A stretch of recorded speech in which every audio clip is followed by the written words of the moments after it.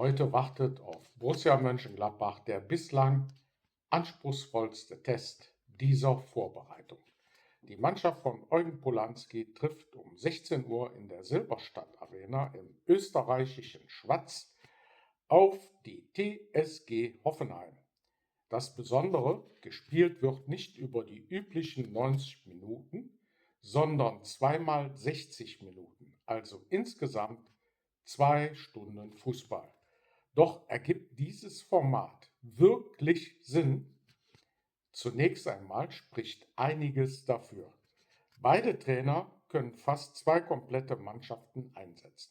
Stammspieler, Neuzugänge, Reservisten und Nachwuchskräfte erhalten längere Einsatzzeiten, ohne dass einzelne Akteure sofort über die komplette Distanz gehen müssen. Gerade für Gladbach ist das interessant. Nach dem 3:1 gegen Hansa Rostock und dem erwartbaren 15:0 gegen den Kreisligisten FC Rottach-Egern folgt nun erstmals ein Gegner, der Borussia auch über längere Phasen unter Druck setzen dürfte. Der Sieg gegen Rottach-Egern war unterhaltsam, aber natürlich kein echter Gradmesser. Außerdem musste Jens Castrop in dieser Partie verletzt ausgewechselt werden. Hoffenheim reist dagegen mit einer makellosen Testspielbilanz an. Die TSG gewann auch den XXL-Test gegen den Karlsruher SC mit 3:0. Schon gegen Greuther Fürth spielte Hoffenheim zweimal 60 Minuten und siegte mit 4:1. Das ungewöhnliche Format ist für die Mannschaft von Christian Ilzer daher nichts Neues. Und genau darin liegt eine wichtige Herausforderung für Gladbach. Hoffenheim dürfte versuchen, aggressiv anzulaufen, nach Ballgewinnen schnell umzuschalten und Borussia zu Fehlern im Spielaufbau zu zwingen.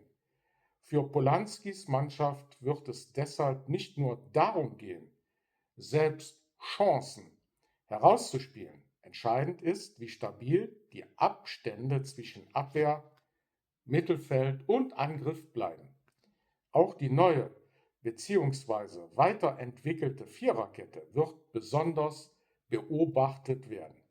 Gegen einen Bundesligisten zeigt sich viel deutlicher als gegen einen Kreisligisten, ob die Abstimmung funktioniert, ob die Außenverteidiger im richtigen Moment nach vorne schieben und wie Borussia nach Ballverlusten abgesichert ist.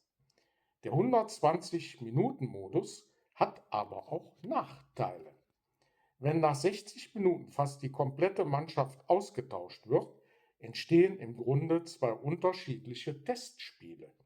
Das Ergebnis verliert dadurch an Bedeutung.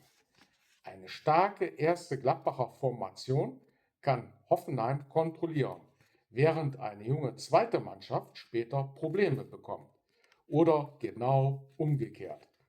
Zudem werden die Abläufe durch viele Wechsel immer wieder unterbrochen.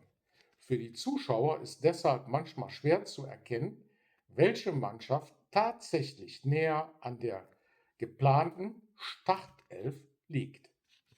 Und auch die Belastung muss kontrolliert werden. 2 Stunden Fußball mitten in einem intensiven Trainingslager können sinnvoll sein, solange kein Spieler überfordert wird.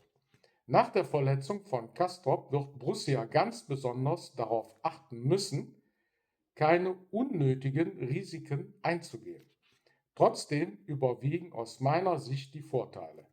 Zweimal 60 Minuten ermöglichen Polanski, verschiedene Formationen und personelle Kombinationen unter realistischem Gegnerdruck zu testen.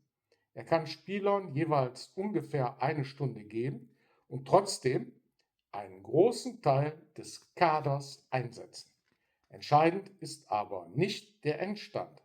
Viel wichtiger sind 3 Fragen. Kann Gladbach Hoffenheims Pressing kontrolliert überspielen? Bleibt die Defensive auch gegen schnelle Angriffe stabil? Und welche Spieler empfehlen sich für die Startelf, wenn der Konkurrenzkampf intensiver wird? Der XXL-Test gegen Hoffenheim ist deshalb sinnvoll, allerdings nur, wenn man ihn nicht wie ein normales 90-Minuten-Spiel bewertet. Es geht weniger um Sieg oder Niederlage. Es geht darum, welche Formation funktioniert, welche Abläufe bereits sitzen und wo Eugen Polanski vor dem Saisonstart noch nacharbeiten muss. Was meint ihr? Sind zweimal 60 Minuten ein sinnvoller Belastungstest oder wird durch die vielen Wechsel am Ende zu viel experimentiert?